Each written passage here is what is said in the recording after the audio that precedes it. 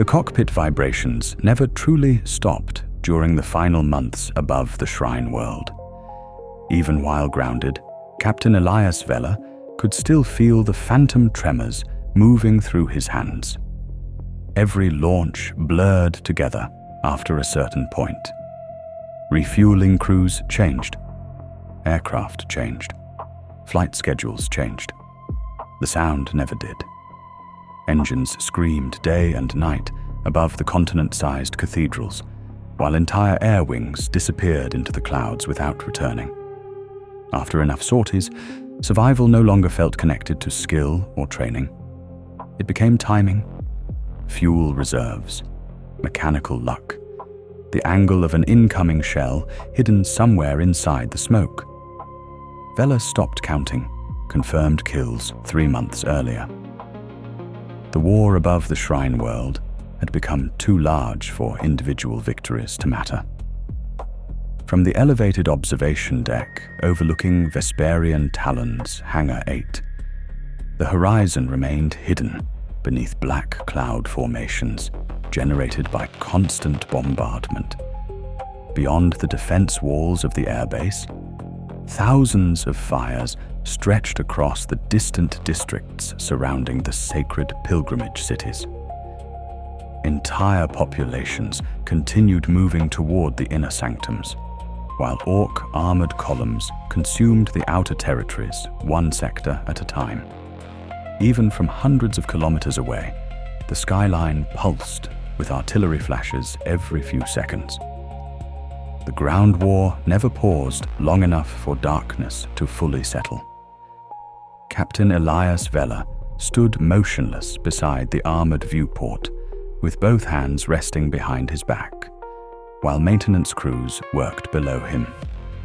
The lighting inside the hangar reflected across the left side of his face, exposing deep exhaustion beneath otherwise controlled features. He was 38 Terran years old, born within the hive districts of Vespera Prime before recruitment into the Imperial Navy Flight Academy at age 17. Years of combat deployments had narrowed him physically rather than enlarged him. He stood slightly above average height, with a lean frame shaped by repeated high-gravity conditioning and prolonged combat fatigue.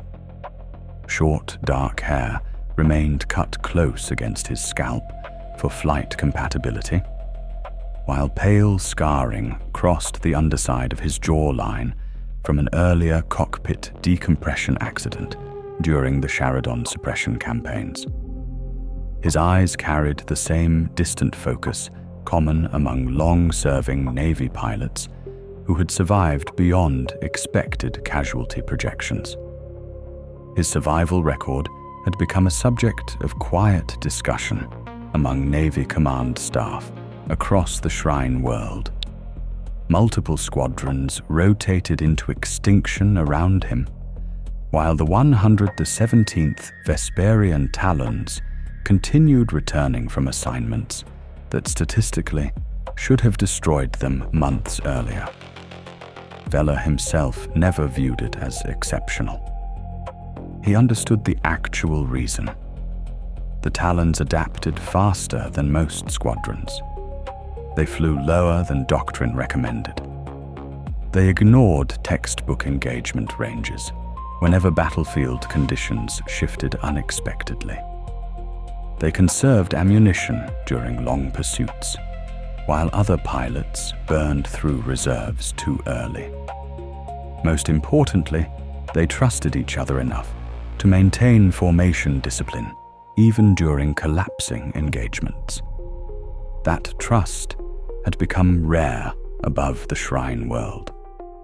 Across the lower hangar deck, ground crews maneuvered fuel lines beneath the wings of 4 Thunderbolt heavy fighters, bearing the fading blue insignia of the Vesperian Talons. Layers of ash and burn residue covered nearly every visible surface of the aircraft, despite continuous maintenance efforts. None of the fighters remained in factory condition anymore. Emergency armor plating covered previous hull breaches. Replacement panels from decommissioned aircraft interrupted the original paint patterns. Entire weapon systems had been rebuilt repeatedly using whatever spare components survived recent bombardments. Even so, the Thunderbolts remained operational. That alone qualified them as fortunate.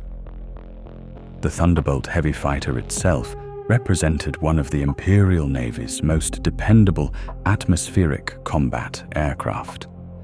Broad armored wings carried paired autocannon assemblies capable of shredding light armored targets during strafing runs, while additional hardpoints beneath the fuselage supported missiles, bombs, or reserve fuel tanks, depending on operational requirements. Twin engines mounted toward the rear fuselage generated enough thrust to maintain combat speed, despite heavy armor reinforcement surrounding the cockpit and primary systems. Unlike lighter interceptors commonly deployed across other war zones, the Thunderbolt survived punishment that destroyed most aircraft outright. That durability had kept many Imperial pilots alive above the Shrine World far longer than expected. It also meant pilots often died slowly instead of instantly. Lieutenant Cassian Crom emerged first from the lower maintenance access corridor, carrying his helmet beneath one arm. At 32 years old, Crom contrasted heavily against Veller's restraint. Tall, sharp-featured, and visibly restless, even while standing still, he carried the aggressive confidence common among interceptor specialists assigned prolonged pursuit operations. Dark blonde hair extended slightly beyond regulation length, while multiple small scars crossed his right cheekbone from cockpit glass fragmentation during earlier engagements against Eldar raiders years prior. His flight jacket remained partially unsealed despite freezing temperatures inside the hangar. "The Eastern Front collapsed again," Crom said, while approaching the observation deck. "Refugee corridors are backing into the cathedral sectors now." Veller did not immediately answer. "How many bombers lost yesterday?" 23 confirmed. Maybe more. Crom leaned against the railing overlooking the Thunderbolts below. Orcs are pushing aircraft deeper into the flak zones before engaging. They're learning. They learned weeks ago. Crom glanced sideways toward him briefly before nodding once. Neither continued speaking after that. Further below, Mara Kest supervised a heated exchange between maintenance servitors and fuel crews, attempting to replace damaged ammunition feeds beneath her Thunderbolt's port wing assembly. Unlike Crom, Mara projected calm regardless of surrounding conditions.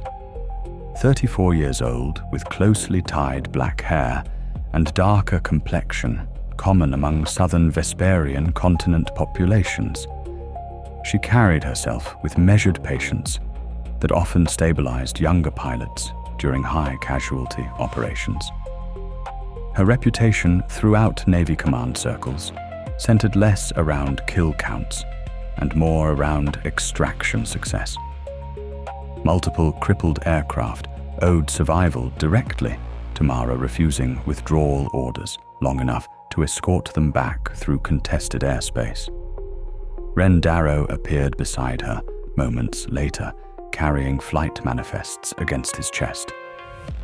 Even from the upper deck, Veller noticed the younger pilot moving too quickly again. Rhen Darrow had received promotion into the Talons barely 4 months earlier, following catastrophic squadron losses during the Second Continental Offensive. At 24 years old, he remained noticeably younger than the others, both physically and emotionally.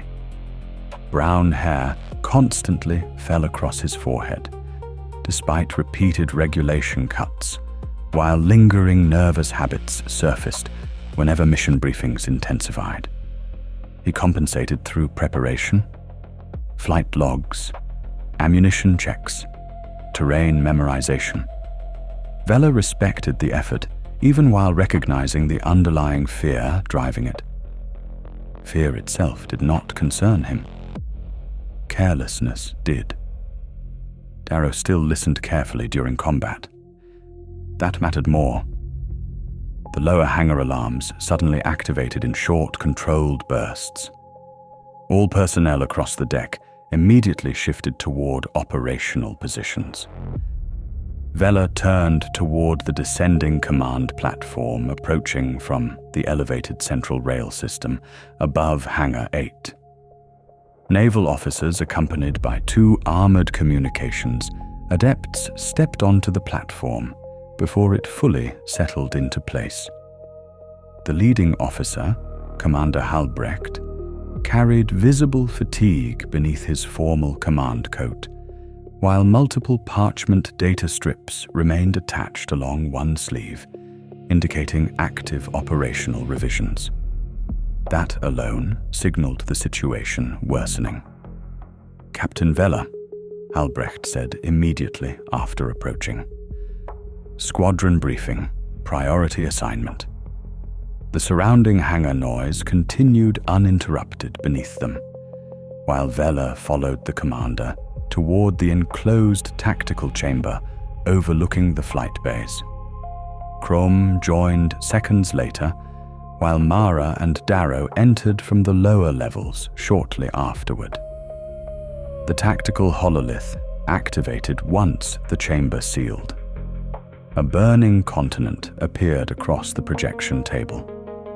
Even among countless battlefield displays seen throughout the campaign, this one stood apart through sheer operational density.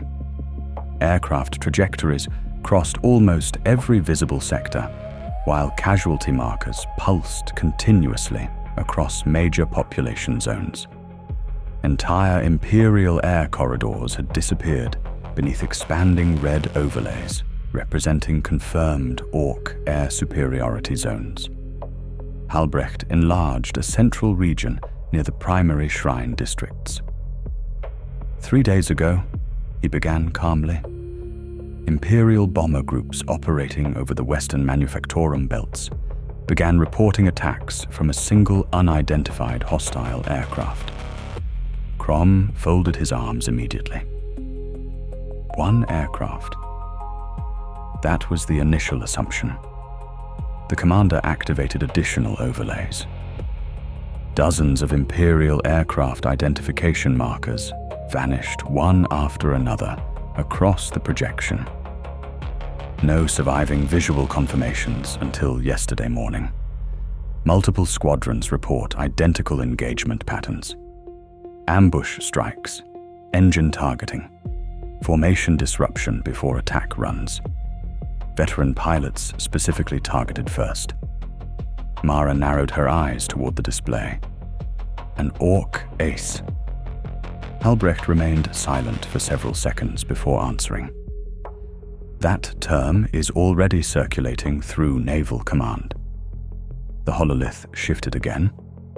A blurred aircraft silhouette appeared briefly within the smoke clouds above a ruined cathedral district. Large frontal armor plating surrounded asymmetrical engine structures, while crude glyph markings covered sections of the fuselage. An Orc fighter, but modified. He's destroyed 37 confirmed Imperial aircraft in 8 days, Halbrecht continued. Possibly more. The chamber stayed silent. Then the commander looked directly toward Elias Veller. Your squadron has been assigned direct interception authority. The Green Phantom Hunt had begun. The 117th Vesperian Talons operated from Forward Aerodrome Bastion Calthus, an Imperial Navy air facility constructed directly against the outer defensive walls of the Shrine City complex, known as St. Corvin's Reach. Originally designed as a secondary atmospheric resupply port for pilgrimage traffic. The facility had been converted into a full military airbase during the early months of the invasion, after the destruction of several primary orbital defense platforms. What remained of the aerodrome reflected the slow collapse of the wider campaign. Massive sections of the eastern hangar districts had already been reduced to twisted metal from repeated artillery bombardments. Emergency runway repairs covered almost every active launch strip. Fuel pipelines snaked across exposed ferrocrete beneath layers of armored plating, while exhausted labor crews continuously cleared debris from landing corridors under threat of further attacks. Despite the damage, Bastion Calthus remained operational because the war above St. Corvin's Reach could not continue without it. Every surviving aircraft mattered. The Vesperian Talons occupied Hangar 8 beneath the western superstructure of the aerodrome. Their assigned sector remained isolated from the larger carrier wings due to the squadron's increasingly specialized operational role. While newer replacement pilots rotated through conventional patrol groups at catastrophic rates, the Talons had gradually transitioned into rapid response interception assignments across the central war zone. Command trusted them to react independently once airborne. That autonomy carried advantages. It also meant the squadron often received missions other units considered unrecoverable. Captain Elias Veller preferred it that way. The squadron itself had originally consisted of 12 Thunderbolt pilots, nearly 1 Terran year earlier, before the Shrine World campaign consumed the majority of them. Combat attrition, mechanical failures, emergency deployments, and surface bombardments steadily reduced the formation until only 4 remained operational. The surviving Talons no longer behaved like a conventional Navy squadron. Their coordination had become smaller, faster, and more instinctive through repetition under extreme pressure. Standard Imperial doctrine emphasized formation rigidity and centralized command structure during atmospheric engagements. The Talons operated differently now. They adapted continuously mid-combat, depending on terrain density, anti-air coverage, weather instability, and enemy movement patterns. That flexibility explained why they survived. It also explained why higher command increasingly relied upon them whenever battlefield conditions deteriorated beyond normal control. Within the enclosed maintenance deck beneath Hangar 8, rows of armored servitors moved between suspended Thunderbolt hulls, while repair crews performed ammunition loading beneath harsh industrial lighting. The smell of engine fuel mixed constantly with overheated circuitry and chemical solvents used to clean autocannon assemblies. Every available mechanic across the facility worked extended rotations without pause. Some slept beside aircraft between assignments because traveling to designated barracks consumed too much time.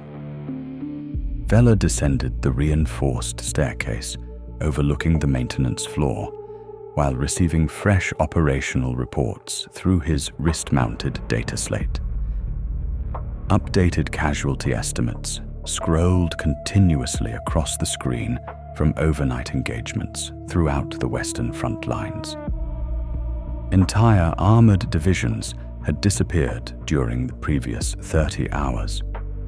Multiple evacuation routes near the outer shrine districts were no longer considered viable. Orc aircraft numbers continued increasing faster than Imperial replacement capacity could sustain. A young maintenance officer intercepted him halfway across the hangar floor. "Captain, the officer said, while offering a stack of data parchments. Manufactorum shipments arrived 3 hours ago. Ammunition reserves improved slightly, but aviation fuel remains restricted. How restricted? The officer hesitated. 2 combat sorties maximum per aircraft before resupply. Veller studied him briefly before taking the parchments. Missile stock. Limited. Autocannon reserves remain stable. Long-range tracking systems are degrading faster than replacement schedules allow. That applies to every squadron. Yes, sir. The officer moved aside quickly as Mara Kest approached from the lower vehicle bays, carrying her helmet beneath one arm. Unlike most pilots inside Bastion Calthus, Mara still inspected her aircraft personally before every launch, regardless of fatigue levels or operational urgency. She distrusted incomplete maintenance reports and preferred verifying structural repairs herself whenever possible. Multiple ground crews initially resented the behavior, until several of her inspections uncovered critical faults missed during rushed repair cycles. "You should see this," Mara said quietly, while handing Veller a detached shell fragment recovered from her Thunderbolt's engine housing. The fragment measured nearly the size of a human hand. Orc flak metal. Found buried beside the intake assembly during refueling, she continued. Another few centimeters and the engine would have detonated during ascent. Veller rotated the fragment slowly between his fingers. No warning indicators? Nothing. That makes 3 aircraft this week. Mara nodded once. Neither seemed surprised anymore. Around them, Bastion Calthus continued operating with the mechanical desperation common throughout collapsing war zones. Cargo haulers transported missile crates toward launch platforms, while Medici personnel moved wounded pilots through adjacent corridors toward overcrowded treatment stations. Somewhere deeper inside the aerodrome, emergency klaxons signaled another incoming transport carrying either reinforcements or casualties. Often both arrived together.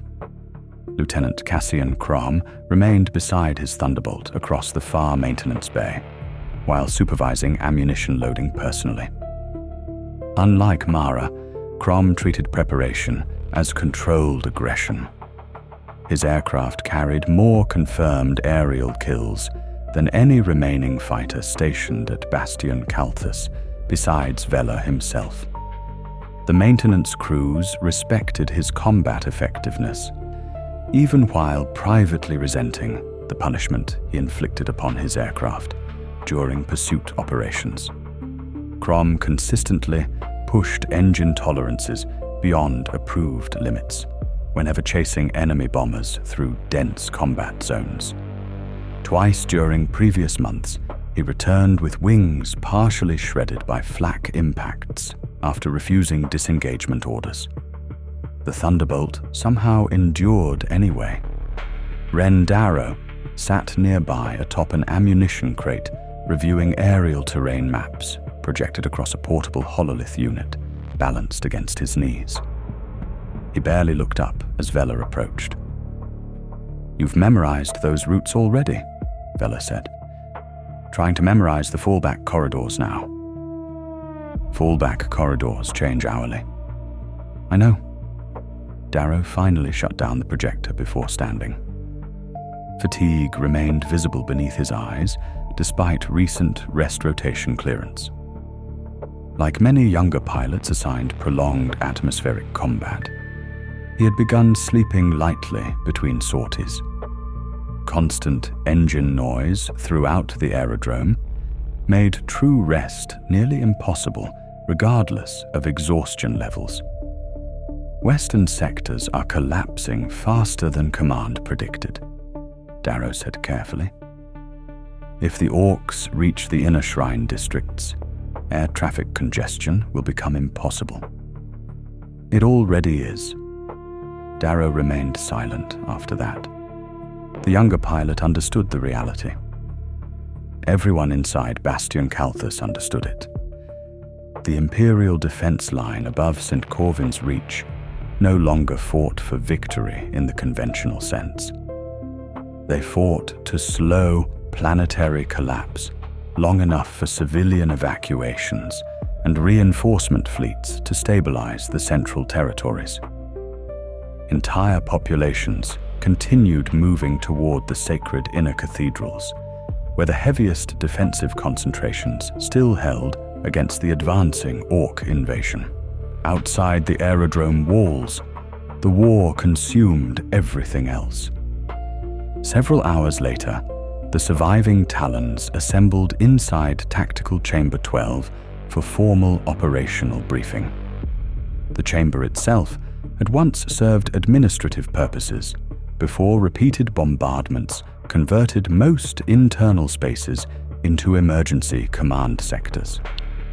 Reinforced blast shutters covered the original stained glass walls, while large hololithic projectors dominated the center of the room beneath dimmed lighting. Multiple Navy officers occupied elevated observation platforms surrounding the central display, alongside Astra Militarum liaisons and communications adepts monitoring battlefield traffic. Commander Halbrecht entered precisely on schedule, carrying updated engagement reports beneath one arm. The chamber sealed immediately behind him. All available attention, he began without delay. Current operation priority designation, Orek Severance. The central hololith activated. A vast region of the Shrine World materialized above the projection platform. Defensive lines stretched across multiple continents surrounding St. Corvin's Reach and its neighboring pilgrimage sectors. Large sections already glowed red beneath expanding Orc territorial overlays. Air traffic markers crossed nearly every visible corridor, representing evacuation flights, bomber formations, transport landers, interceptors, and incoming reinforcement patterns. Then additional symbols appeared. Aircraft losses. Hundreds of them. The enemy has achieved temporary air superiority across multiple western sectors, Albrecht continued calmly. Imperial bomber attrition rates exceeded 30% over the last 6 days. Interceptor casualty projections are worsening. One of the communications adepts enlarged several overlapping combat zones near the manufactorum districts west of the shrine capitals. Primary cause, Halbrecht said. A new aircraft marker appeared alone within the display. The unidentified Orc fighter. Even rendered through tactical projection filters, the aircraft looked unstable. Uneven engine structures extended behind jagged wing assemblies, reinforced with visible scrap plating and oversized exhaust ports. The profile resembled conventional Orc fighter designs, only superficially. Additional modifications covered nearly every visible section of the fuselage. Larger engines, reinforced armor, expanded maneuvering surfaces, improvised weapon housings mounted beneath the forward frame. Enemy designation remains unknown, Albrecht explained. Imperial pilots now refer to the aircraft as the Green Phantom. Crom crossed his arms immediately. Still, just one aircraft. Albrecht enlarged casualty overlays surrounding the fighter's projected movement path. One aircraft responsible for confirmed destruction of 37 Imperial Navy fighters, 11 bombers, and 4 transport landers in 8 operational days. The chamber remained silent.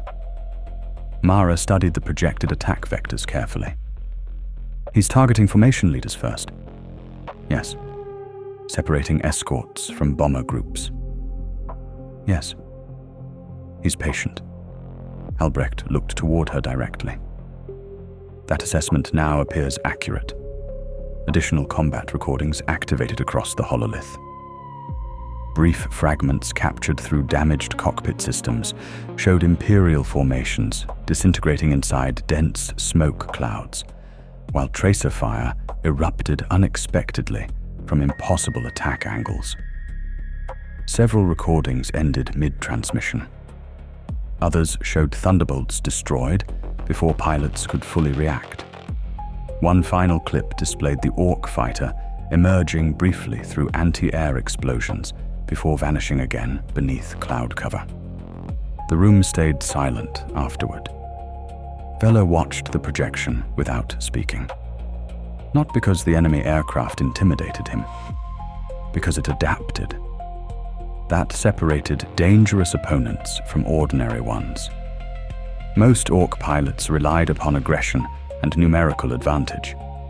Their formations overwhelmed targets through sheer violence rather than tactical precision. The Green Phantom behaved differently. The attack patterns displayed discipline, timing, situational awareness. It manipulated terrain and battlefield congestion intentionally. Someone inside that aircraft understood aerial warfare. Halbrecht finally deactivated the recordings. "Current mission parameters are straightforward," he said. "The 117th Vesperian Talons will escort scheduled bomber operations targeting advancing Orc armored columns near the western manufactorum corridors. Simultaneously, your squadron holds direct authorization to intercept and destroy the Green Phantom whenever visual confirmation occurs." A new projection displayed the intended operational zone. Massive cathedral districts dominated the region, alongside ruined industrial sectors, collapsed pilgrimage highways, and ongoing armored warfare spreading between defensive lines. Dense smoke plumes reduced visibility across nearly every engagement corridor. Anti-air batteries covered both sides of the battlefield in overlapping ranges. A perfect environment for ambushes. Darrow quietly studied the projection. What if he avoids direct engagement? "He won't," Halbrecht answered immediately. "Recent analysis suggests the target actively hunts Imperial fighter formations. Bomber groups attract him consistently." Crom gave a slight grin at that. "So we're bait." Halbrecht did not deny it. "Yes."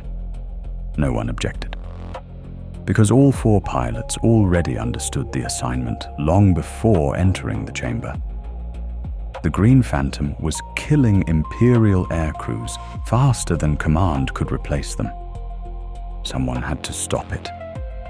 And Bastion Calthus no longer possessed another squadron experienced enough to try. By the time Captain Elias Veller returned to his aircraft, the planetary deployment no longer resembled the campaign described in the first arrival briefings.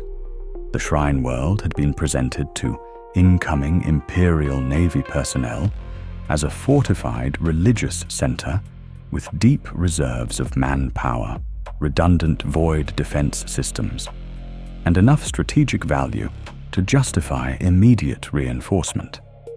Its official designation had been recorded in Navy deployment schedules as Sanctum Belisar, though most pilots referred to it by the name painted across devotional banners hanging above its landing fields. The Emperor's Stair. Millions of pilgrims had once crossed its high roads every standard year. Entire continents were covered in processional cities, reliquary vaults, cathedral districts, burial fields, devotional manufactories, and fortified transit corridors designed to move people toward the holiest inner sanctums. From orbit, the planet's major shrine complexes had looked like chains of pale stone and gold running across the darker land masses. That image had vanished within the first weeks of invasion.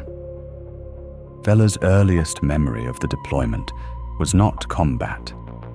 It was descent.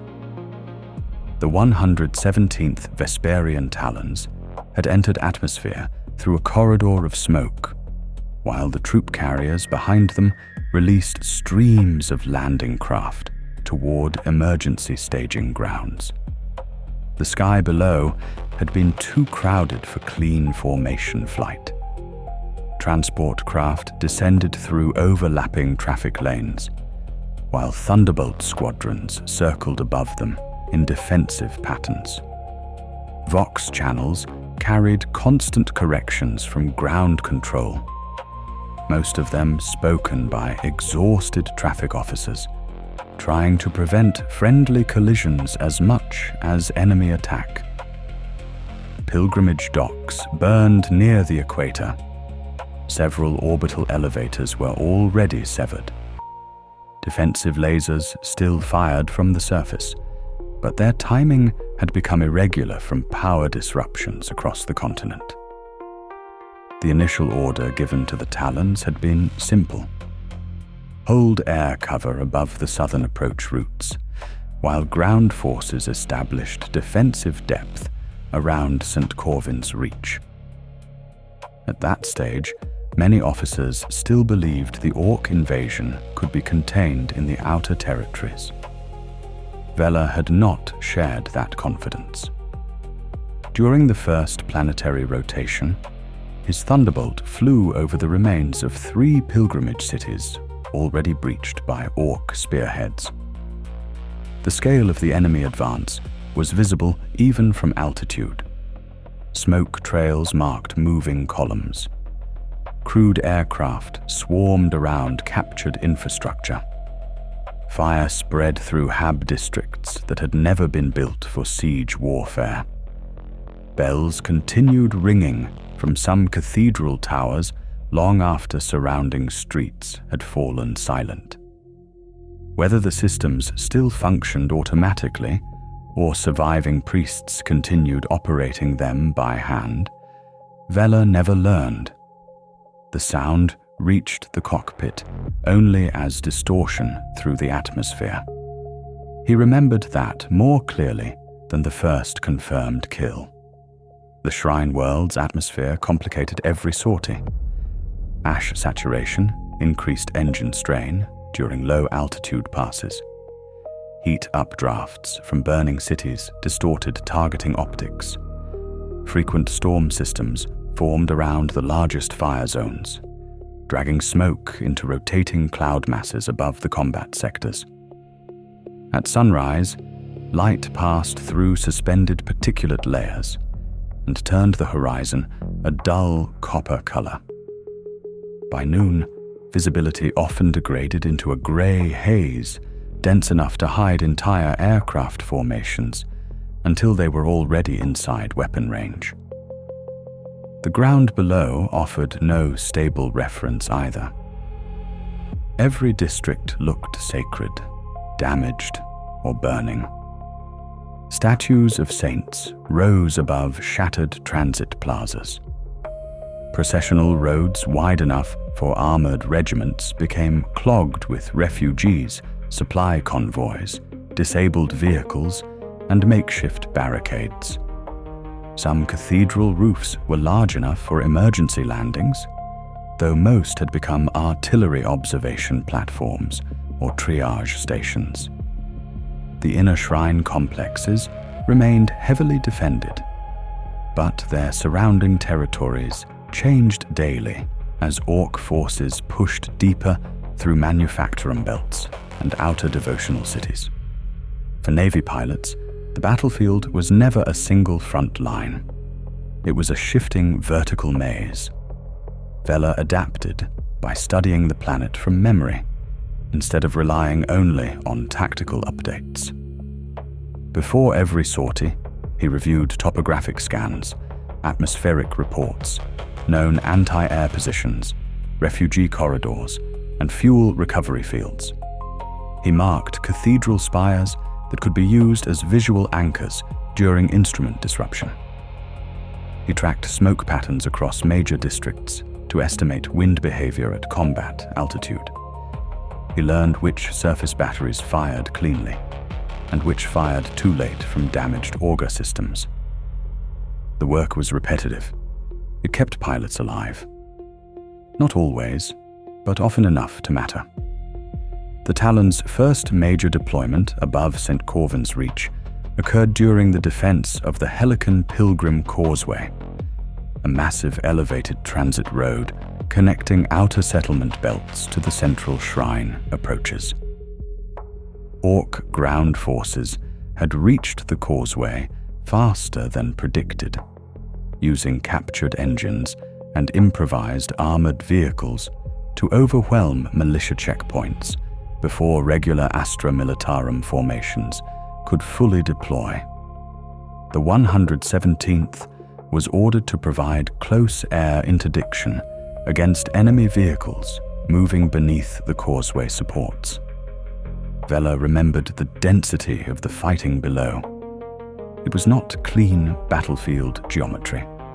Imperial troops fought from toll stations, devotional archways, collapsed shelters, and maintenance tunnels, while civilians moved behind them in desperate lines. Orc vehicles surged through broken access roads in uneven waves, firing wildly into structures as they advanced. Thunderbolts from 3 squadrons descended in staggered attack runs, their autocannons cutting through enemy armor, while Mara Kest kept watch for hostile aircraft approaching from the west.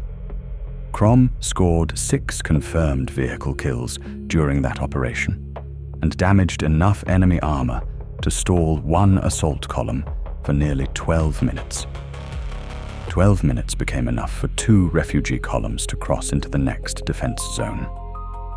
That was how victories were measured on Sanctum Belisar. Not in territory retaken, in minutes purchased. Rhen Darrow joined the Talons later, after the second wave of replacements arrived from orbit. By then, the original squadron had already lost more than half its strength. Darrow's transfer papers listed adequate performance, strong discipline, and limited combat exposure. Veller read the file once, and then ignored most of it. Files rarely predicted survival in a cockpit. The young pilot's first sortie with the Talons took place over the ruined reliquary fields north of St. Corvin's Reach. He flew too stiffly during the opening approach and overcorrected twice when ground fire began tracking the formation. Crom complained about it afterward.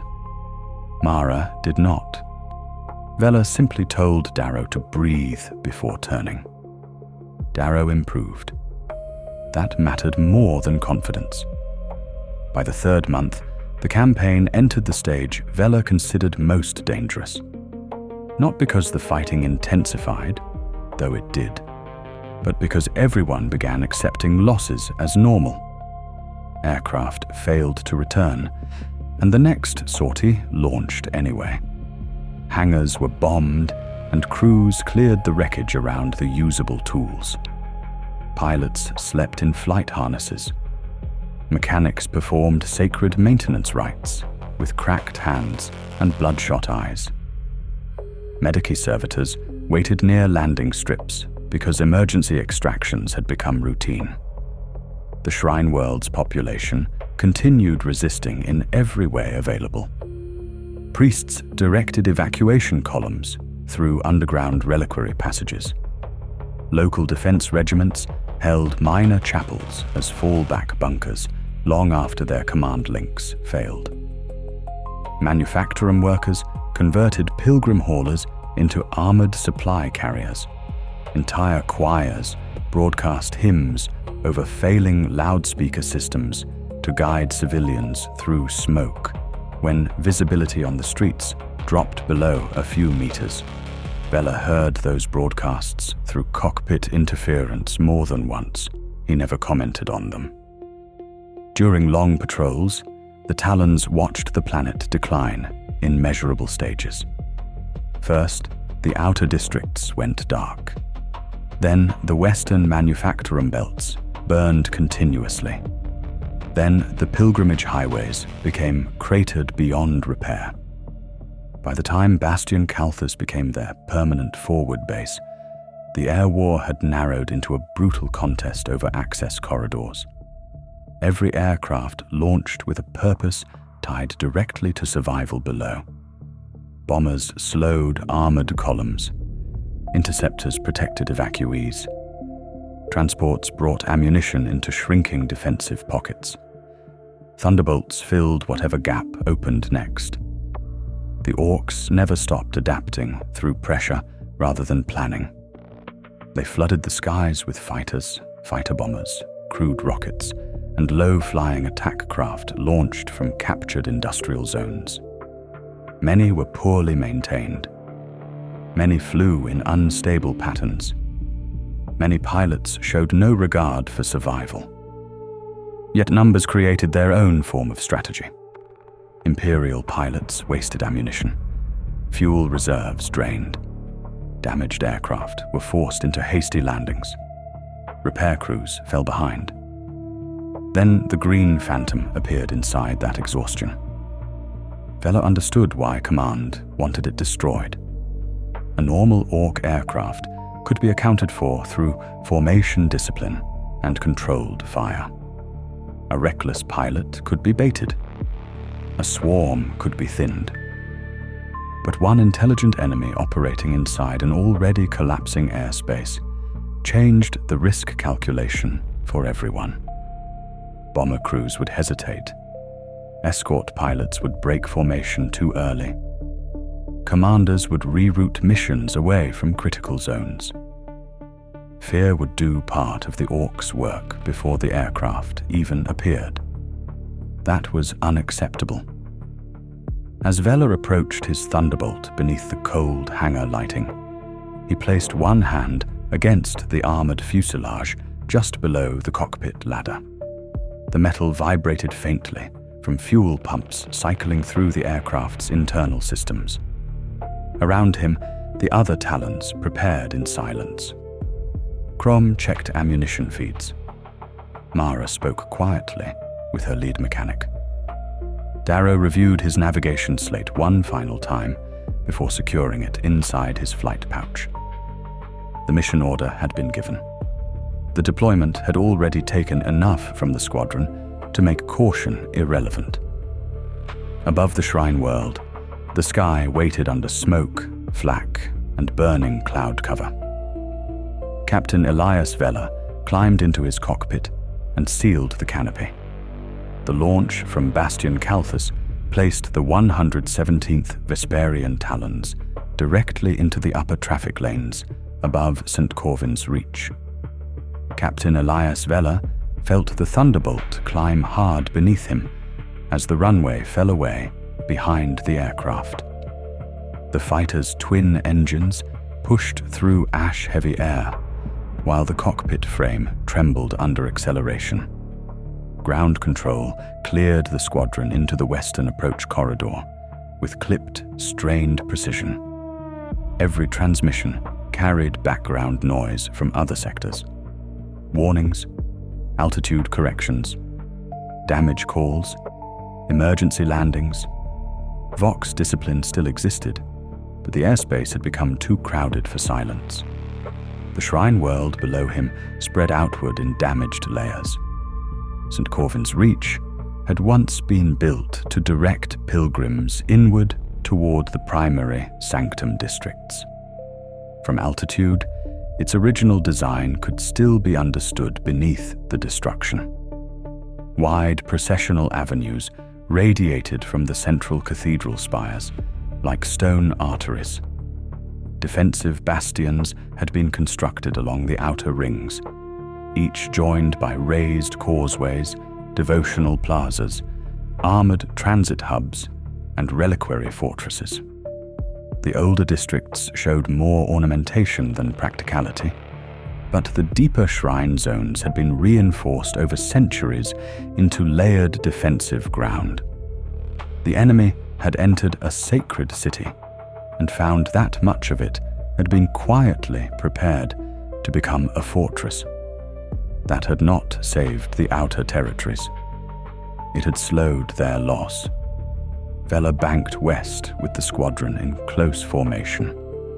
Lieutenant Cassian Crom held slightly ahead and to the right, keeping his Thunderbolt loose enough for rapid pursuit. Mara Kest maintained the left side of the formation, steady and disciplined. Rhen Darrow followed behind them, close enough to remain protected, but not so close that he risked collision during sudden evasive movement. Their escort bombers climbed lower beneath them, heavy and vulnerable, each one loaded for attacks against Orc armored columns moving toward the western manufactorum belts. The operational zone ahead was not open sky. It was layered obstruction. Smoke from burning districts rose in vertical masses before flattening beneath colder atmospheric currents. Some plumes reached combat altitude and spread into dark shelves that concealed aircraft movement for several kilometers. Firestorms from the manufactorum belts created unstable updrafts strong enough to lift debris into flight paths. Ash struck the canopy in fine gray streaks. Visibility shifted minute by minute. A clear approach could turn blind without warning once wind carried smoke across the corridor. Below the smoke, the terrain became worse. The western manufactorum belts formed one of the most strategically important regions outside the inner shrine districts.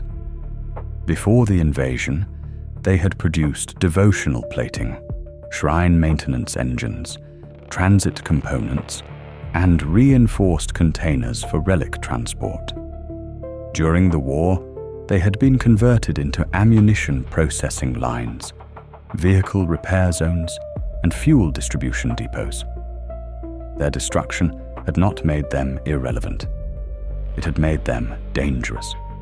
Collapsed foundries created hard cover for Orc armor. Cratered rail yards became staging grounds. Broken storage vaults concealed fuel reserves and ammunition stockpiles that both sides attempted to claim or deny. The Orcs had pushed into that terrain with brutal efficiency. Their armored columns used the manufactorum ruins as moving screens. Crude battle wagons advanced between half-collapsed assembly halls, while smaller vehicles raced through service roads and drainage cuts. Looted Imperial haulers had been reinforced with scrap plating and converted into mobile gun platforms. Smoke concealed their numbers until they reached firing distance. Once inside the outer shrine approaches, they could threaten the evacuation corridors leading toward St. Corvin's reach. That was the reason the bombers had been committed. Veller understood the target priority before command repeated it over Vox. The bombers were not being sent to win the Western Front. They were being sent to break the momentum of specific armored pushes long enough for defensive regiments to reform around the Shrine City's outer gates. A successful bombing run might buy hours. A failed one could allow Orc vehicles to reach civilian corridors before the next defensive line stabilized. Hours mattered. On Sanctum Belisar, hours could move entire districts of survivors. The primary strategic position ahead was the Helican Spur, a raised industrial causeway connecting the manufactorum belts to the western pilgrim roads. Its original purpose had been freight movement. Heavy crawlers once carried stone blocks, machine parts, and processed metal toward the Shrine City through elevated lanes above the lower districts. Now the spur functioned as a contested armored route. If the Orcs captured it intact, they could move vehicles across broken ground faster than Imperial defenders could redeploy below. If the Imperium destroyed it too early, Retreating civilians and loyalist units west of the structure would lose one of their last usable movement paths. That made it valuable and difficult. The second position was the Bell Tower Line, a defensive chain built around 7 massive cathedral towers overlooking the western approaches. Each tower mounted Imperial observation gear and anti-air weapon systems fixed into older devotional architecture. The towers created overlapping coverage above the main air corridor, but their aging targeting systems had become unreliable after sustained bombardment. They could protect Imperial formations from large Orc swarms, but they also filled the sky with friendly flak if coordination failed. Veller respected the Bell Tower Line. He did not trust it.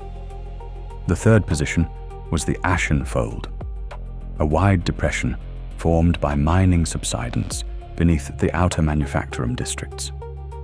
During the first weeks of war, Imperial armor had used the fold as a concealed reserve route. After repeated bombardments, the terrain became a maze of dust, wreckage, and unstable ground. Orc pilots had begun flying low through it to approach bomber formations from beneath the expected engagement level. The fold gave attackers concealment. It gave defenders only a warning if their Auspex systems were clean enough to read movement through the ash. Today, they were not clean. Veller checked his instrument feed and saw interference crawling across the lower altitude scan.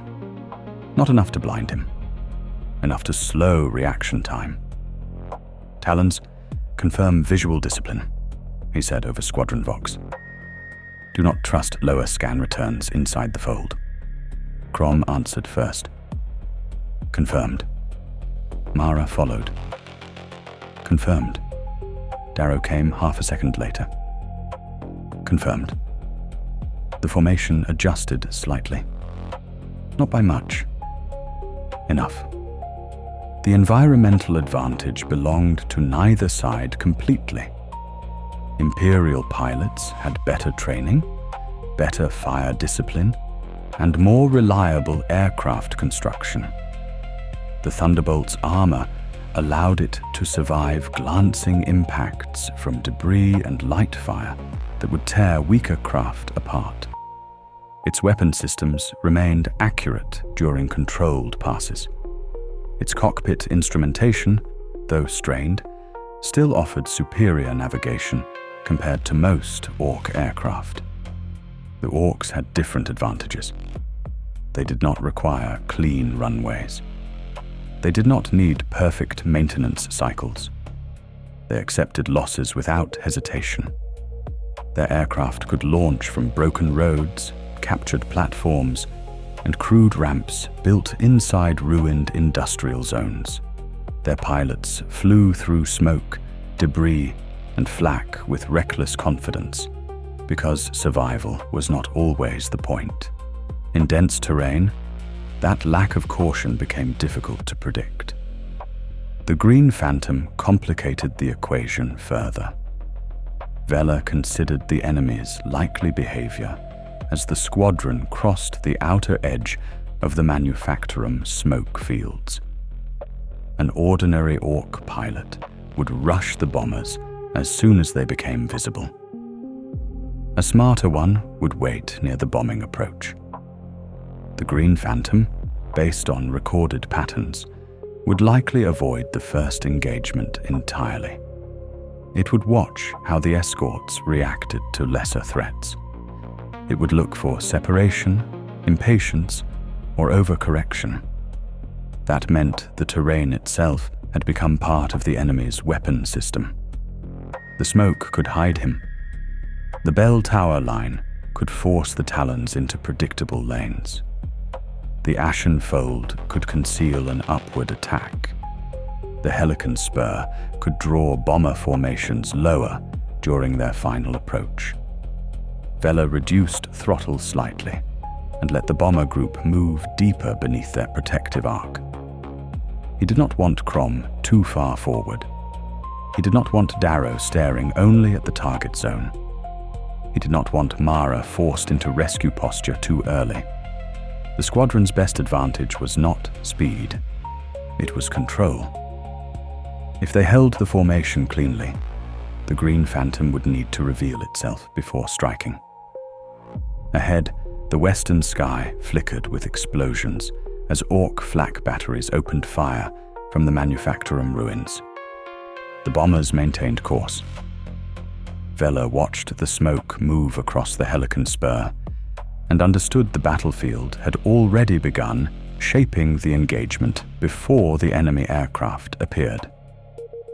First contact began without a clear visual. Captain Elias Veller saw the first signs through movement patterns rather than aircraft silhouettes. Orc formations ahead of the bomber group shifted unevenly across the western manufactorum belt, but not randomly. Several fighters broke away from the obvious intercept path and descended into the smoke layers above the ashen fold. Others climbed too high, exposing themselves to the bell tower line's flak coverage without gaining any real advantage. It looked chaotic at first glance. It was not. The lesser Orc aircraft were widening the engagement space and forcing the Imperial escorts to divide their attention. Veller kept the Talons in formation. "Do not chase," he said over Squadron Vox. "They want separation." Lieutenant Cassian Crom answered with visible restraint in his voice. "Confirmed. Holding position." Mara Kest remained quiet on the left wing, her Thunderbolt steady against the turbulence. Rhen Darrow stayed behind and slightly above the bomber group, watching the lower smoke columns as ordered. The young pilot's breathing carried faintly through the channel before he adjusted his Vox discipline. The bomber commander transmitted next. Talons, hostile aircraft massing ahead, requesting clearance for approach continuation. Veller checked altitude, fuel pressure, ammunition readiness, and the shifting flak pattern around the Helican Spur. Continue approach. Maintain current heading. Do not descend until final mark. Below them, the western manufactorum belt burned in long industrial strips.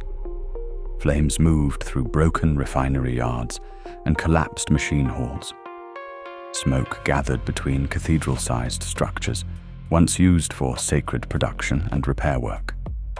The smell could not enter the sealed cockpit, but Veller knew it from every emergency landing zone on the planet.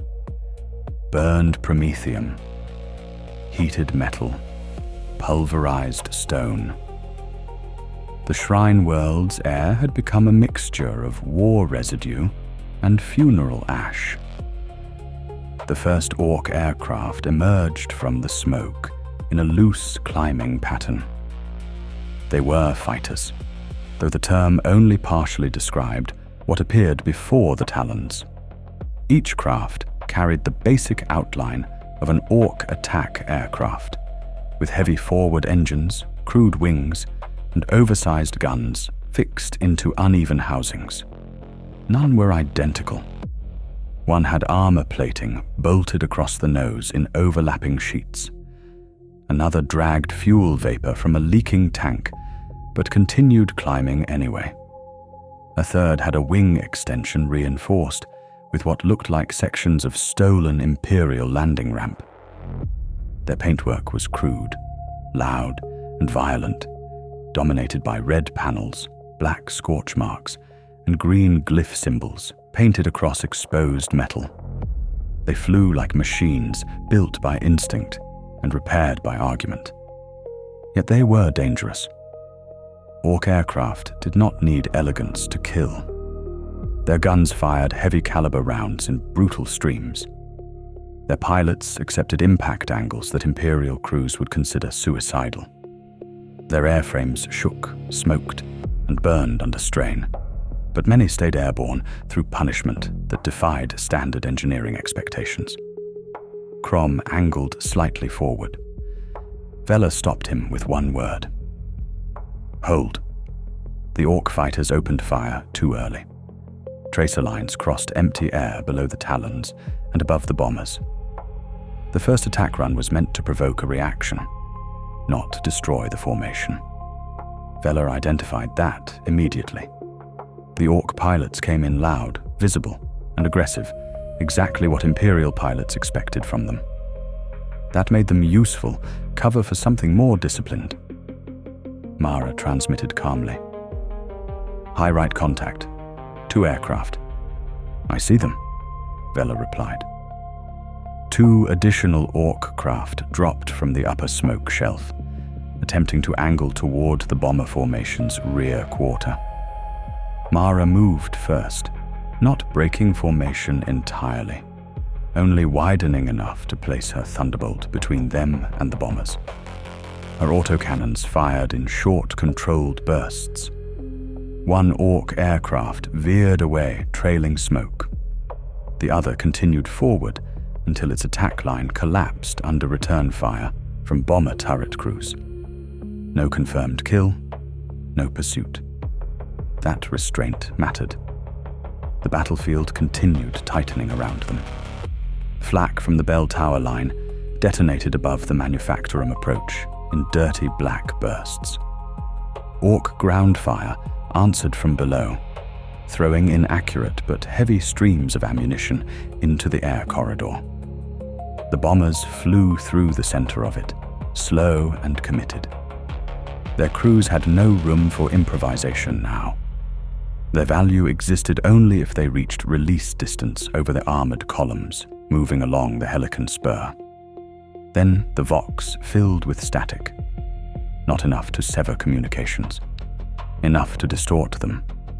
Darrow spoke first. Lower movement inside the fold. Veller dropped his gaze to the instrument feed. Interference crawled across the scan. For 2 seconds, nothing resolved clearly. Then a shape crossed through the lower ash layer at high speed, too fast for a ground vehicle and too controlled for debris. Talons tighten. The squadron compressed around the bomber group. The shape vanished. A moment later, 3 Orc fighters burst upward from the ashen fold, engines screaming through the smoke beneath the bombers. Their attack angle was crude but effective. They were using the terrain depression exactly as expected, climbing from below to force the escort pilots downward, while the bombers remained exposed from the front. Veller rolled right and descended just enough to engage. His Thunderbolt's autocannons fired in measured rhythm, not the sustained bursts favored by newer pilots. The lead Orc craft broke apart across its forward engine housing and dropped back into the smoke. The second swerved wide. The third continued climbing until Crom intercepted it with a hard deflection shot that tore through its starboard wing assembly. Crom did not pursue. That was unusual for him. It proved he understood the real threat had not yet committed. For several seconds, the sky opened into a violent but readable fight. Orc aircraft pressed from smoke cover. Imperial defensive fire answered from bombers and escort fighters. The Talons held their positions with controlled adjustments rather than dramatic maneuvers. Veller watched every approach vector, every plume shift, every sudden absence in the surrounding chaos. The absence came to his left. A section of smoke above the Helican spur moved against the wind. Veller did not call it immediately. He watched for 1 more second and saw a dark aircraft shape slide between 2 columns of rising ash without firing. It was larger than the surrounding fighters and lower than standard interceptor altitude. Its engine output looked uneven, but its movement was precise. It did not wobble. It did not overcorrect. It did not rush toward the bombers like the others. It waited. The aircraft crossed behind a veil of black smoke and emerged briefly in broken sunlight. The Green Phantom. Veller saw enough. The craft was an Orc fighter, but heavily modified beyond common field variation. Its nose section was reinforced with layered armor plates, arranged almost like a battering ram. Twin engine housings had been expanded until they dominated the rear profile, each venting dirty flame through oversized exhaust ports. Additional maneuvering fins had been welded along the tail and lower frame, crude in construction, but clearly functional. Weapon mounts sat beneath the forward body and wing roots, positioned for concentrated fire rather than random saturation. Green glyph markings covered the fuselage. Not decorative, territorial. A challenge. The pilot inside did not behave like the others. The Green Phantom approached from a dead angle created by friendly flak bursts, using explosions as concealment. It allowed lesser Orc aircraft to draw attention, then shifted behind the bomber's escort arc without fully committing. Its movement showed patience. It had watched the Talons refuse pursuit. It had seen the formation tighten. Now it was measuring their discipline. Veller keyed Squadron Vox. Visual confirmation. Green Phantom. Left approach, mid-altitude. No one breaks alone. Crom's voice came back low. I have him. Do not chase. Mara adjusted her wing position. He is testing the rear. Darrow answered, more controlled than before. Rear covered. The Green Phantom fired once, not at the bombers, at empty space ahead of Darrow's flight path. The shot was not intended to hit. It forced Darrow to correct upward, slightly widening the formation's rear coverage. In that same moment, two lesser Orc fighters climbed from below toward the gap. Veller understood the pattern instantly. The ace was not attacking first. He was arranging the battlefield. Darrow, hold your line, Veller ordered. Mara, close rear left. Mara moved immediately, cutting off the rising Orc aircraft before they could exploit the gap. Darrow steadied and returned to his assigned position. The formation remained intact. The Green Phantom banked away without pressing the attack. That decision told Veller more than any direct engagement could have. The Orc pilot had recognized resistance, assessed the squadron, and withdrawn to wait for a better opening. No rage, no wasted ammunition, no reckless charge into unfavorable fire. A normal Orc pilot would have attacked. This one chose timing. Veller tracked the aircraft until smoke swallowed it again, above the Helican spur. Talons, he said, voice steady. The target is confirmed. He's not hunting the bombers yet. Crom answered after a short pause. Then what is he hunting? Veller kept his eyes on the smoke. Us. The mission objective remained unchanged, even after the Green Phantom confirmed its presence. That was the first detail Captain Elias Veller forced himself to preserve. The enemy aircraft mattered because it threatened the operation. But it was not the operation itself. The bomber group still needed to reach the Helican spur. The Orc armored columns still needed to be struck before they crossed the western approach and entered the wider refugee movement lanes toward St. Corvin's reach. If the bombers failed, the ground war below would absorb the consequences long after the air engagement ended. Veller watched the bomber formation descend toward its release corridor, while the Talons compressed around it. The Thunderbolt's cockpit instruments showed heat stress rising across the left engine cowling. Ash intake remained within survivable tolerance, but only if the aircraft did not remain low for too long. Ammunition counters showed strong reserves after the first contact. Fuel remained acceptable. Missile systems remained armed, though Veller had no intention of wasting them against lesser targets, while the Green Phantom remained unseen. The battlefield below had become more visible as the squadron approached the Helican Spur. Through breaks in the smoke, Veller saw Orc vehicles moving across the elevated causeway in irregular clusters. Some were heavy battle wagons, slow and brutal, reinforced with scrap armor and crude gun mounts. Others were smaller vehicles moving faster along the service lanes below. The Orcs had already forced several Imperial armored detachments away from the main crossing, and their forward vehicles were beginning to angle toward the pilgrim roads beyond the industrial belt. The bombers had one clean attack window.